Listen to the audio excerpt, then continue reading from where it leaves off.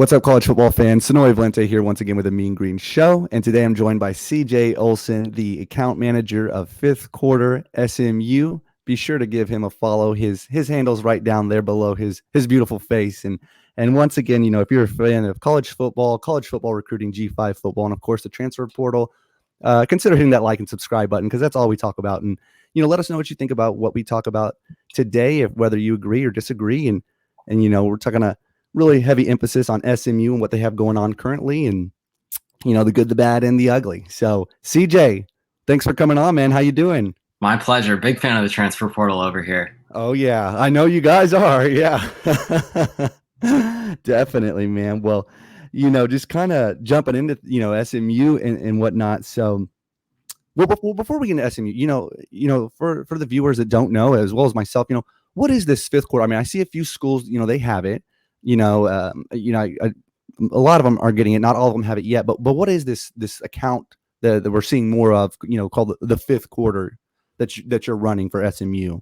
Yeah, so it's a sports media startup, and I was introduced to it the day of the BYU Coastal game. So back in, I want to say that was late November-ish. But the BYU and Coastal accounts posted something about $50 to whoever can predict the score correct, and no subtext here to my parents, but as a college student, I could always use $50. Sure. So I figured, okay, so these are accounts not affiliated with schools, but that are specialized in their schools, but they're from fifth quarter. So then I started to do some more digging into what fifth quarter was, and I realized, oh, this is cool. Surely they have an SMU account, and they didn't. So I reached out. I said, hey, do you have an SMU account? They said, no, here's an application if that's something you'd want to do. Nailed an interview, to be completely honest and not so humble, but just kidding. I mean, it's pony up. No. probably your average interview, but no. And then I just started writing, and then shortly thereafter, they got the account set up for me, and so I've been writing for the last couple of months, running a social account. It's been pretty fun. Awesome, man. Awesome. Well, that's cool. Yeah. I don't think UNT has one yet. So maybe somebody will start that up soon. So, that's super cool, and, diving into things, we kind of mentioned the transfer portal and whatnot. And, SMU is pretty aggressive in the transfer portal, which, oh yeah, it's proven to be very successful, and, people can kind of hate on it and say what they want, but if it works, it works. But are you a fan of how aggressive they are in the portal? These in the recent years anyway?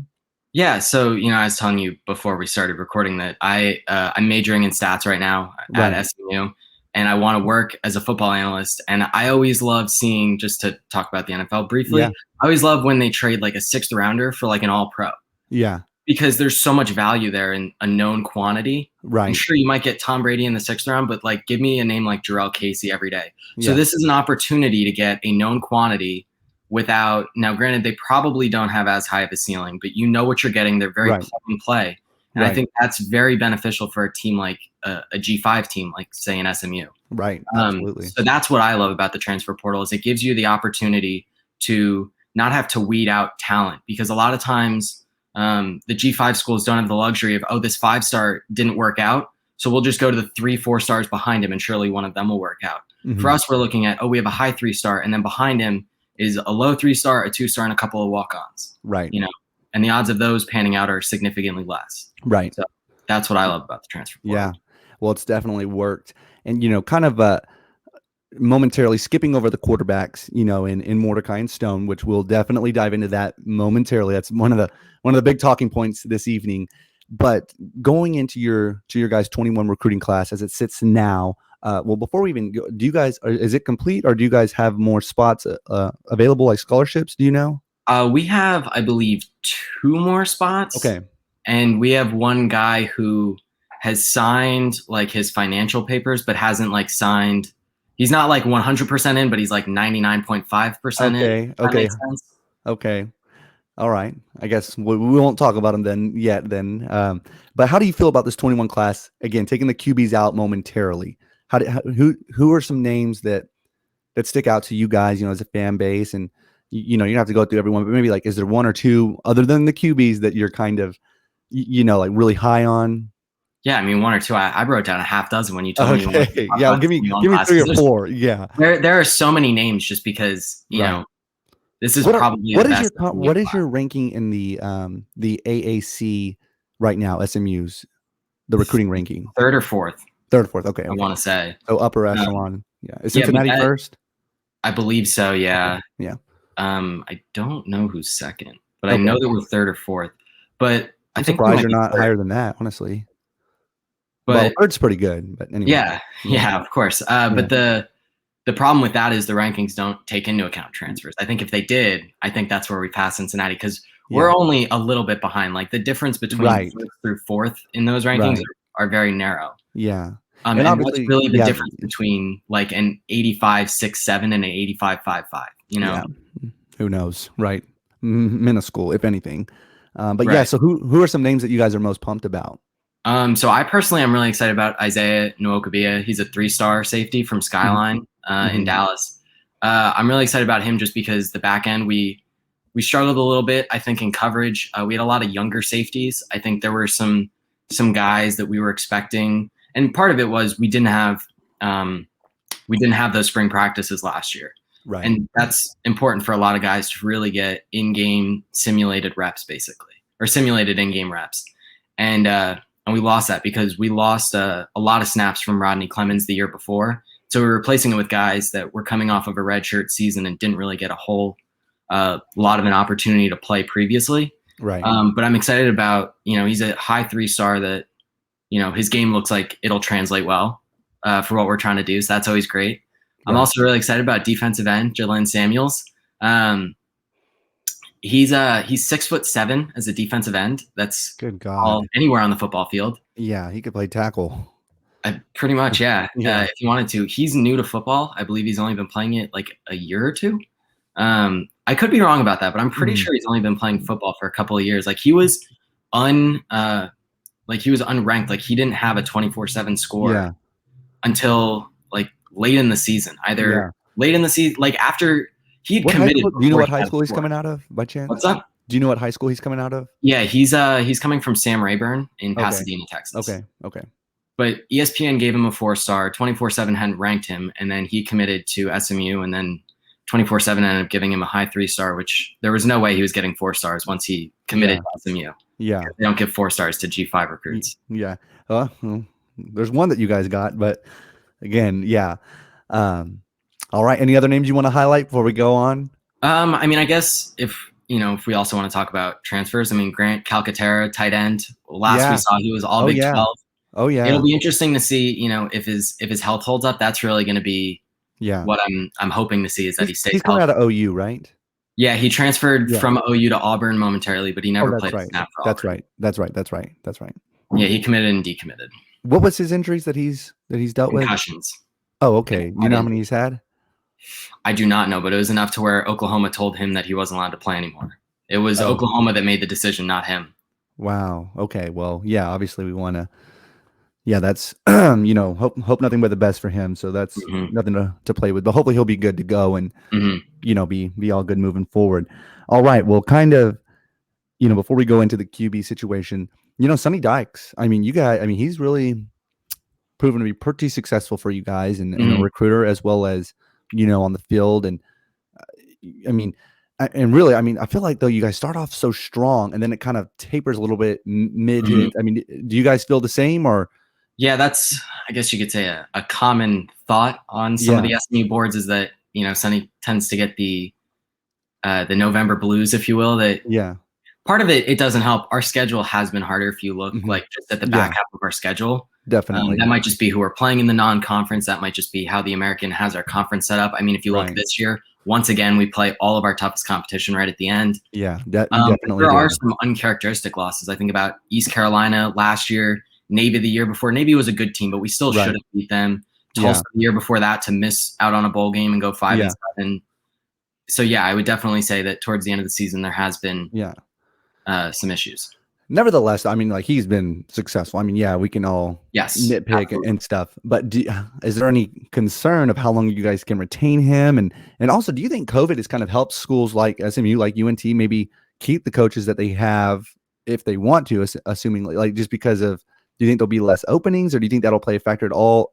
And if so, I mean, what is the what's the temperature of the room with the fan base? With A, do you guys want to keep Sonny Dykes? I'm assuming yes. And then B, is there a concern of how much longer you guys can hold on to him?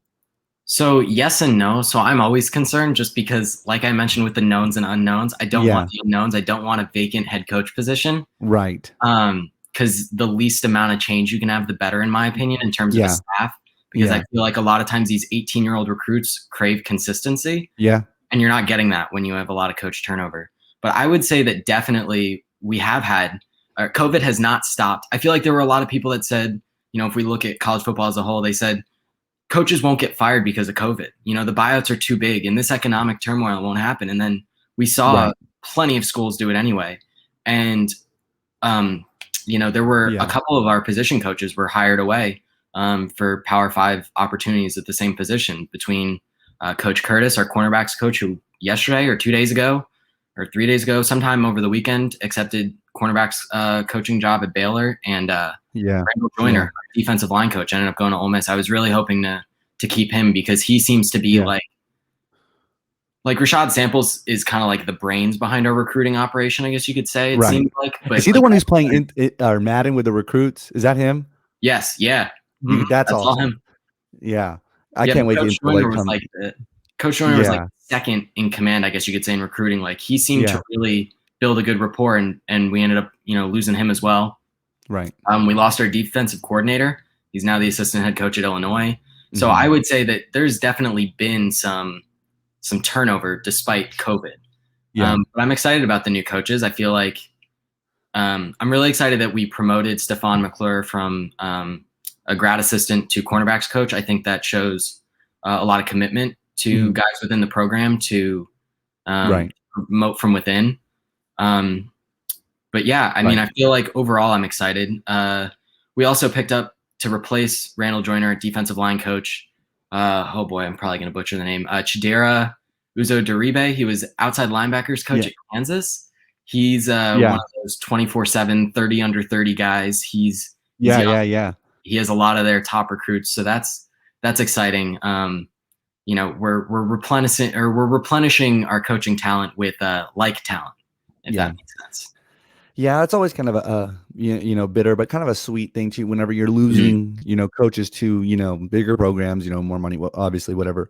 Obviously, it's sad to see those coaches that have been proven to be successful leave the program, but it means you guys have had success. I remember when we Exactly. lost our offensive coordinator, Graham Harrell, to USC. I mean, that sucked. Still sucks. Hopefully we'll get back on track this coming up year, but I mean, he was successful for us, so I mean, you kind of bittersweet, but well, kind of one of the more intriguing topics in my opinion, and you and I have communicated briefly about it, Mhm. over Twitter, but I'm really excited to really just kind of discuss this with you, and that is, of course, the quarterback situation that you guys have. Mhm.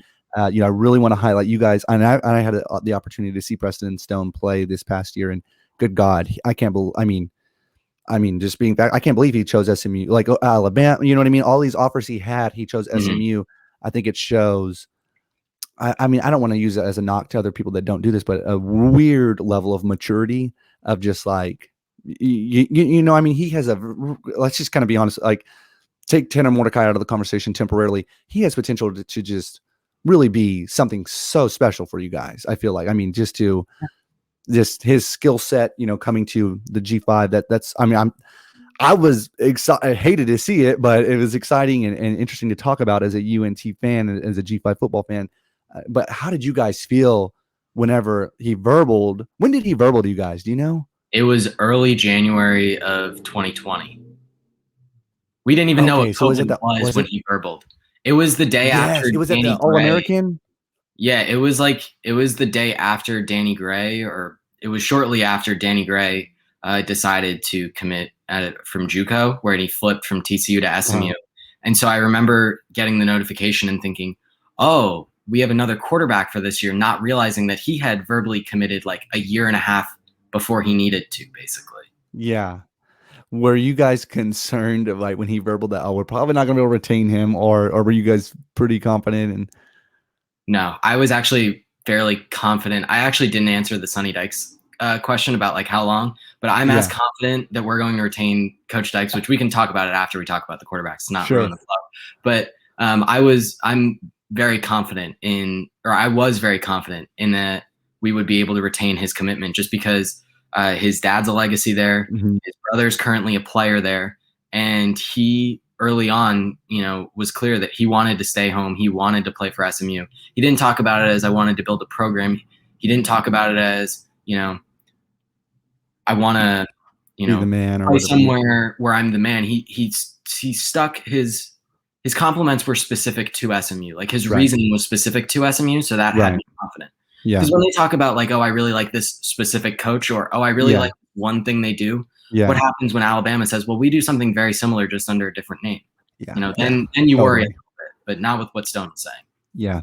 Yeah. Well, I mean, that's, and he's the highest rated recruit in program history, right? Mm-hmm. Yeah. Since it started. Yeah. I would imagine Eric Dickerson was a higher rated recruit. Yeah. Sure. That was before started doing it. Yeah.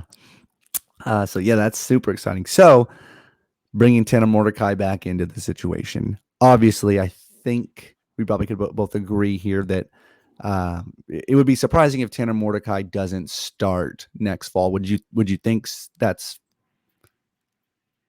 I would be a little surprised, but I wouldn't put it at like I'd be completely shocked. Like when Mordecai transferred, I still thought it was like, oh, this is going to be Stone's program. But then it kind of came out that Stone and his family had already talked with the program, and it was assumed that we're going to be looking for a veteran presence. Mm-hmm. So don't just think like just because you're like this really. And he was Preston was very cool with that, which go back to you talking about his maturity. Yeah. I would say right now it's like 60% Mordecai, 35% Stone, 5% Derek Green, who's currently the longest tenured quarterback on a roster, if I'm not mistaken. Yeah. Well, we'll see, how spring shakes out. But so how do you think it's going to shake out? If you had to guess, what do you think is going to happen after spring? And what do you think is going to happen 2021 with the quarterback situation? So 2021, I think what we're looking at is Mordecai starts. Mordecai has 3 to play 3, but he can grad transfer after either the first or second year without having to sit out. Stone comes in with 5 to play 4. So I think what we see, like the thought I think is most likely is I think Mordecai plays this year and then grad transfers to a larger school to try to increase his draft stock, where he's going somewhere where there isn't, a Preston Stone waiting in the wings. Because Preston Stone, obviously everybody's very excited for him to show up. And I don't think Mordecai wants that. I don't want to speak for Tanner Mordecai, but I don't think. Yeah, we're all speculating here. Yeah, right.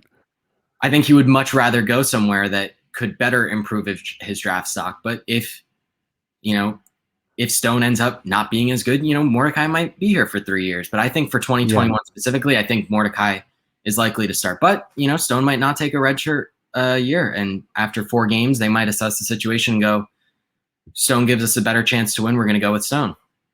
Yeah, you never know. Let's play hypotheticals a little bit.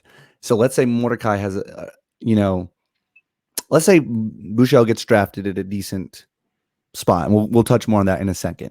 And Mordecai has a pretty good year, year one in a program, new program, and pretty good. And you guys have a pretty good season. You think he would leave? I mean, I just find that hard to believe. Like he would like, okay, I'm doing my thing here at SMU, which is no, small, like poor, backwoods program by any means. And you think he would really go test the waters at a bigger stage again to in hopes to help his draft stock, where maybe if he hypothetically stayed, remains the guy for 1 more year or 2 more years, maybe locking in maybe potentially a 6th-ish round pick? You think he would like to try his hand again at the Power 5? I think so. Yeah. I don't see why he wouldn't. It's not his fault that Oklahoma keeps getting the top rated quarterback in the country. Yeah. I mean, something about Lincoln Riley and the water and Norman. He's just getting all the top quarterbacks. Yeah. That's not on Tanner. I mean, I'm not saying he's going to go transfer to an Alabama or an Oklahoma. and as somebody who grew up a Texas fan, my parents are going to kill me for Yeah. lumping Oklahoma and Alabama together. But Yeah. I don't think I'm not saying he's going to go to a school like that. I'm saying more of like a mid to upper level Yeah. P5 where the expectation is between 8 and 9 wins, something like that. Where the quarterback competition won't be as tough. Yeah. That'll be interesting, man. And I mean, I guess he could, declare for the draft after year 1 or year 2, just out of SMU. Yeah. But I'm assuming you guys definitely aren't wanting to see Stone transfer out, if I had to guess. No, that's my main concern. I would be concerned about that too, buddy. I'm trying to not put that out in the universe. I hear you. Well, we'll keep it under wraps, but I feel you. I mean, I would be too. I mean, I would not want to see Stone go, and so we'll see how everything shakes out. But man, it's a good problem to have that you guys have. Obviously, Mordecai, he's a baller, and Preston Stone's a baller, and obviously one's a little bit more experienced, but Stone might be a little bit more naturally talented. I don't know. He's really good. And okay, so let's talk a little bit about Buechele.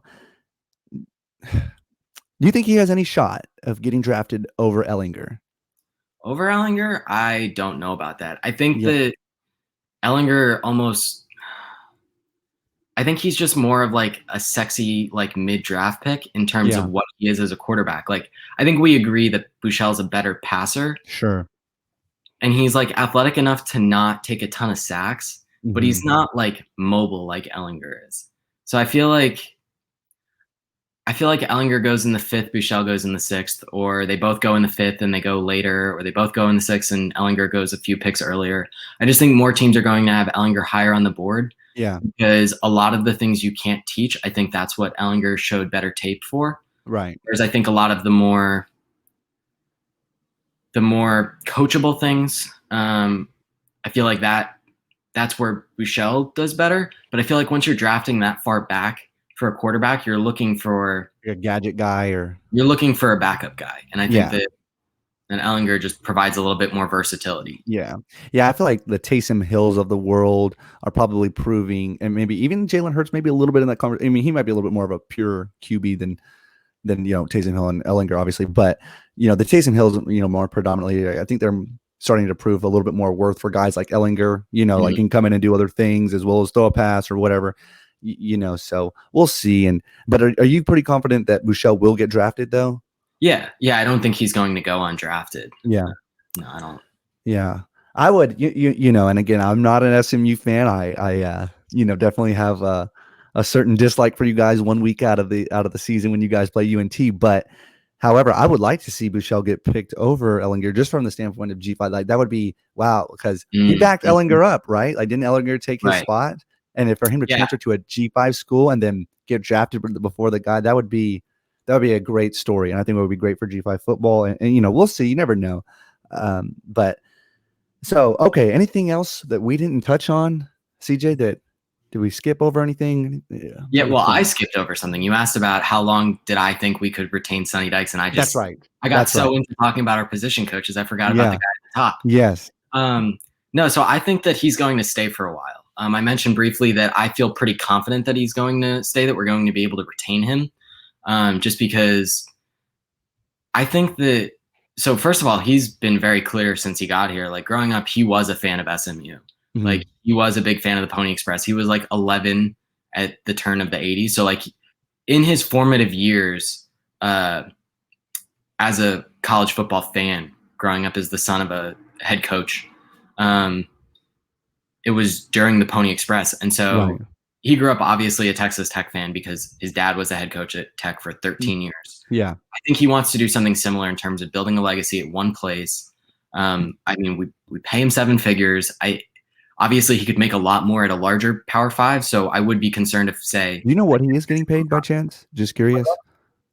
Do you know what he is getting, like the number by chance? I've seen a number in like the 1-3.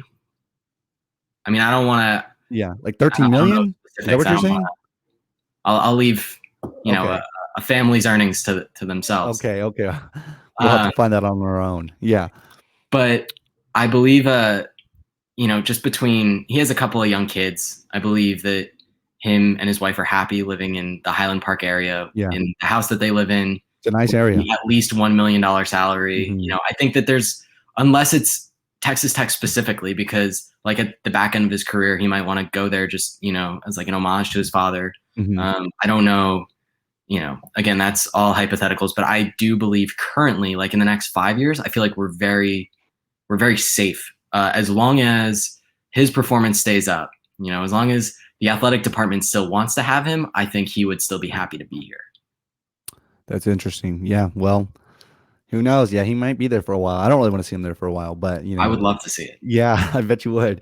All right. Well, I think that pretty much sums it up, CJ. And everybody that's listening, make sure to check out CJ's podcast. He has two of them. One of them, Roughing the Passer podcast, as well as Show Us the Data podcast. You can find them on Apple, Spotify, or wherever you find your podcast at.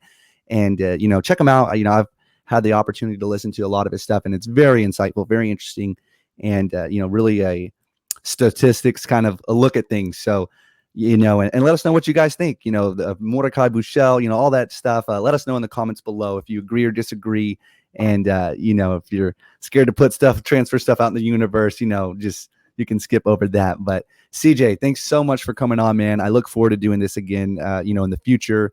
And we'll see you guys. I forget the date, but we'll see you soon next season. Yep. Yeah. What, week 2? I want to say. I think so. Yeah. Oh yeah, week 2 for sure. We play All right, well, if you want to, and then you guys. If you want to do a preview, well, I'll come in here and describe every which way we're gonna put the smackdown on y'all. Okay. Well, I definitely will take you up on that. So, all right, CJ. Well, we'll talk to you soon, man. Thanks again. Yep.